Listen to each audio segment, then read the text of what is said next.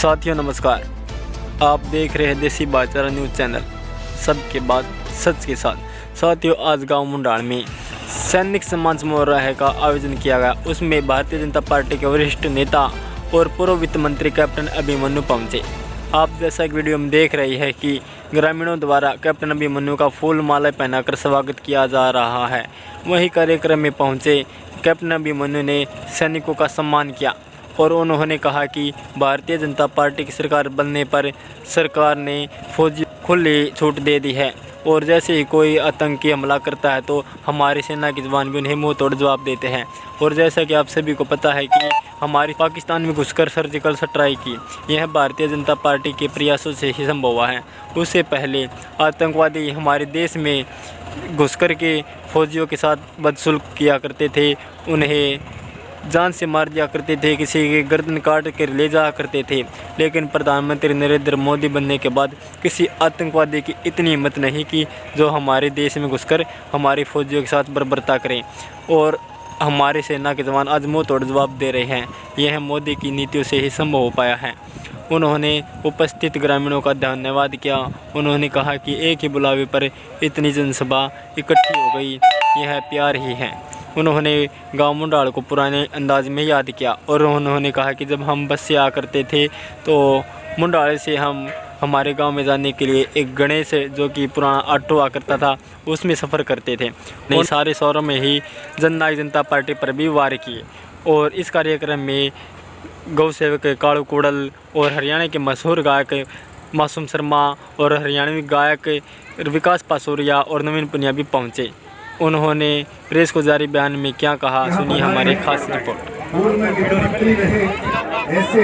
आज भिवानी जिले के हमारा बड़ा गांव मुंडाल की पावन धरा पर हमारे नौजवान साथी तो युवा मोर्चा के जिला अध्यक्ष और जिला पार्षद हैं भाई राहुल मुंडाल जी और जिला पार्षद बंटी जी और सभी साथियों ने मिलकर के एक सैनिक सम्मान समारोह का आयोजन किया। मुझे बड़ी खुशी है कि 1971 की लड़ाई की कल तिथि भी थी, उसके विजय दिवस था। उसी उपलक्ष्य में ये सैनिक सम्मान समारोह का आयोजन किया गया। स्वयं एक पूर्व सैनिक होने के नाते मैं महसूस करता हूँ कि जिस देश में सैनिकों का सम्मान होगा वह देश कभी भी कमज़ोर नहीं रहेगा। और उसी कड़ी में जो आज नौजवान साथियों ने, राहुल मुंडाल जी ने और इतनी बड़ी संख्या में समाज ने एकत्र होकर के 36 बिरादरियों ने इकट्ठा होकर के सैनिकों के सम्मान का जो कार्यक्रम किया है, मैं सबको साधुवाद देता हूँ। और सभी सैनिकों को हम ये भरोसा दिलाते हैं कि आप देश की सीमाओं के ऊपर धूप, गर्मी, सर्दी, बरसात की परवाह न करते हुए, अपने परिवारों से दूर रहते हुए अपनी होली दिवाली भी सरहद पर मनाते हैं। आप अपना सर्वस्व न्यौछावर करने के लिए देश के लिए तैयार और तत्पर रहते हैं। आप रात को जागते हैं तो ये देश रात को चैन की नींद सो पाता है। आप देश की सीमाओं पर रक्षा करते हैं तो ये देश आगे बढ़ पाता है। ये देश सदैव सदैव अपने सैनिकों का ऋणी रहेगा और ये समाज में भाव बना रहे, इसलिए आज का ये सुंदर कार्यक्रम आयोजित किया गया। सर, जो सैनिक सम्मान समारोह आज क्या माना जाए कि ये कैप्टन अभिमन्यु की संसद जाने की तैयारी आज से है? देखिए, ये समारोह की आयोजन की जो पवित्र पावन जो भावना है वो सैनिकों का सम्मान है। और राजनीतिक कार्य तो आदमी बहुत कर लेते हैं, राजनीति मंच पे बहुत अनेक प्रकार के कार्यक्रम हो जाते हैं, लेकिन सैनिकों के सम्मान के कार्यक्रम हो तो हम निश्चित तौर पर इसको राष्ट्रभक्ति का प्रकटीकरण और राष्ट्र प्रेम का अभिव्यक्ति का एक माध्यम मानते हैं। और समाज में भाव बने और बढ़े, नई पीढ़ी में भी ये संस्कार जागृत हो और जहाँ भी हमें सैनिक मिलें, वो जिन्होंने देश की सेवा की है या देश की सेवा कर रहे हैं, या सैनिक परिवार जिनके योगदान से आज देश सुरक्षित है, उन परिवारों का हमें सदा सर्वदा सम्मान करना चाहिए। सर, थोड़ा घुमा के कहें तो अगर पार्टी कहेगी तो क्या कैप्टन अभिमन्यु तैयार है इस हार से? देखिए, मैं तो पार्टी का एक सिपाही हूँ, पार्टी का एक कार्यकर्ता हूँ और पिछले 25 वर्षों से मैंने जो पार्टी का आदेश हुआ है मैंने उसकी हमेशा पालना की है।